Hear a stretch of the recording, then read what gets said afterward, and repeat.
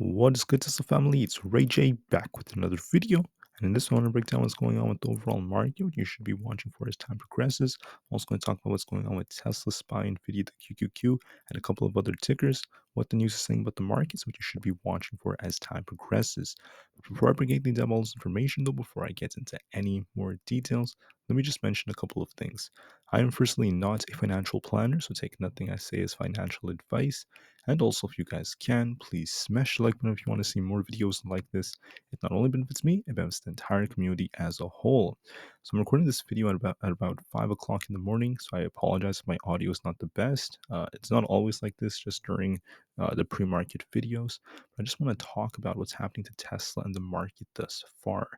Tesla's looking relatively weak this morning, but we're still holding our critical support. We're going to be watching to see if this holds. However, the overall market, if you're looking at Apple, if you're looking at SPY and a couple of other tickers, the market's looking quite strong still, at least for many of these tickers, are flat. SPY, however, is looking kind of strong this morning, and there's going to likely be an attempt to go higher if we could break out of particular resistance levels, which I'll be discussing in just a couple of minutes. So for now, let's talk about what's going on with the market right now.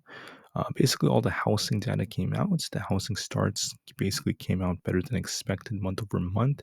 And besides that, all that's left will be the Fed speakers for today. We have Barr, Collins, Daly, all giving their speeches, and we'll see what they say today moving forward. Now, on top of this, don't forget we have a lot of options expiring for SPY. Right now, for the markets, looking at the futures, are actually up a bit. They're holding up decently as of right now. Some are kind of flat, but some are a little bit up. Walmart said that Christmas Day may come relatively cheap this year.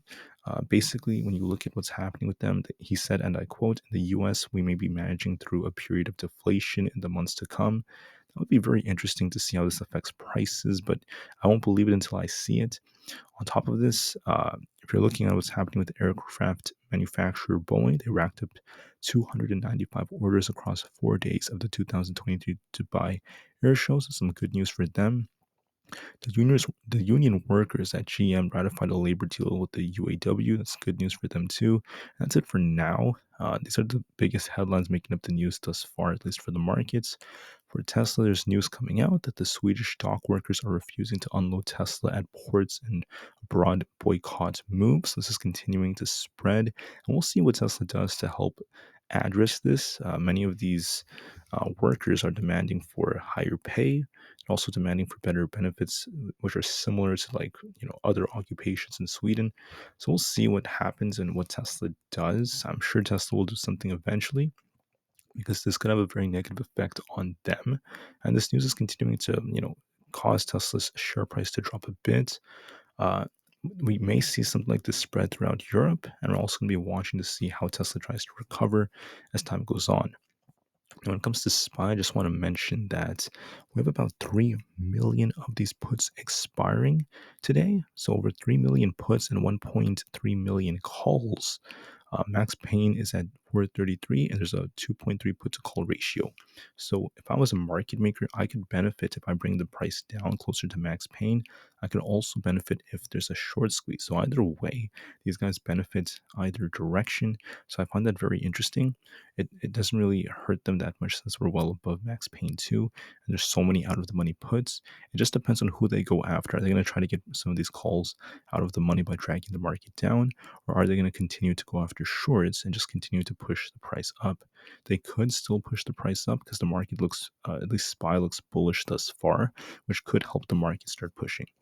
So that being said, I just wanted to call out that when you look at the strikes of SPY, on the call side, I noticed that we're getting a lot of high open interest changes for the 451, 453, and 455 strike, which shows interest there. We have high open interest here.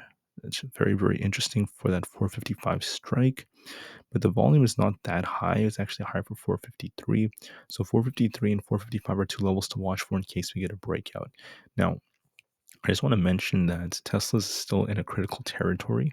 On the daily chart, you're going to be watching the 200 EMA, which is at 230.08. If we lose this, we turn very bearish. We're going to fill this gap.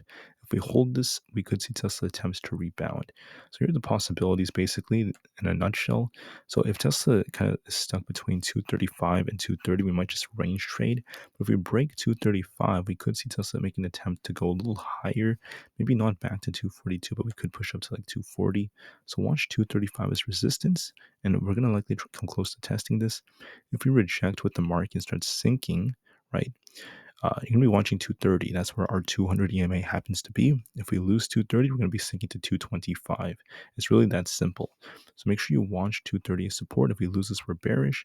If we break 235 and hold above it, we could turn a little bullish and Tesla could try to bounce. So with the market potentially bouncing, especially SPY holding up, this could help Tesla, but we're just going to be waiting to see how it reacts to resistance. As far as SPY goes, we have something very important going on. If you look at the chart on the daily time frame, we're showing some life. We have a daily looking bullish close, but here's the thing about it. If we go back to the chart, back to like the July period or very end of July, uh, right here, we have this gap that's unfilled. If we break 452, it's going to fill this gap up to about 455 almost. So we could see a big push if we go for that gap fill. And there's a good chance that that could pan out for today. So, with that being said, I think that there's a chance we could get a short squeeze. The market's continuing to look bullish. We need to see SPY break 452. If we break 452, look for a push for 453.5, then 455 to fill that gap. We might kind of like cool off first and then bounce. If we're bearish, you want to see SPY lose 450. If we lose it, watch 448, and then we can turn bearish. Right now, since we invalidated the head and shoulders by breaking the high this morning, the odds are favoring the upside. This thing looks like it might try to push. Look for a little retracement once we open a little drop by a few points. Then it's going to start pushing after that. If we break and hold 452, I anticipate even more upsides. That's what I'm seeing for today. The odds favor the upside, but just to be safe, watch your levels and see if we can get above 452 specifically, because we have some tight resistance right at that level. On the QQQ, we're looking kind of flat this morning. If we're bearish, you want to see this thing lose this support at 384.8. If we lose that, watch 383.5 and 382. If we're bullish, you want to be watching 386, 387, and 388 flat.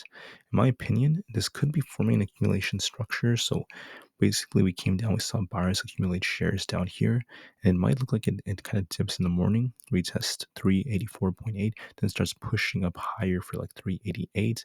That is a real possibility, a drop in pop, especially because we have this imbalance right here.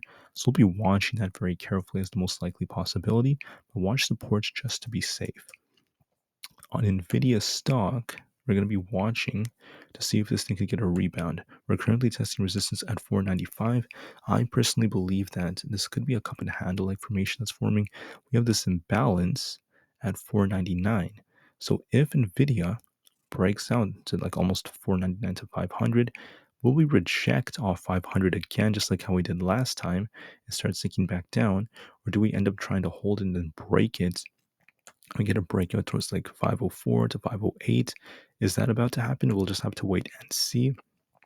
I anticipate it might drop a little bit, so it might kind of like start like this, drop a little bit more, and then try to bounce.